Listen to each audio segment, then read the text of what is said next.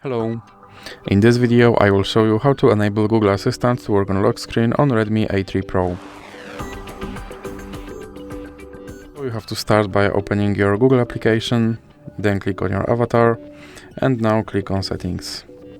Then click on Google Assistant, and now click on Hey Google and Voice Match. Now you have to click here to enable Hey Google, and then click on Retrain Voice Match Model.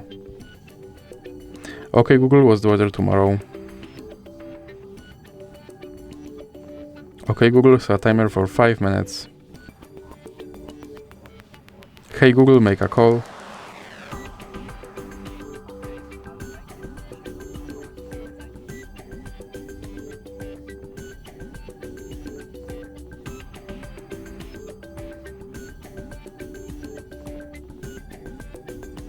Hey Google, remind me to water my plants every Monday.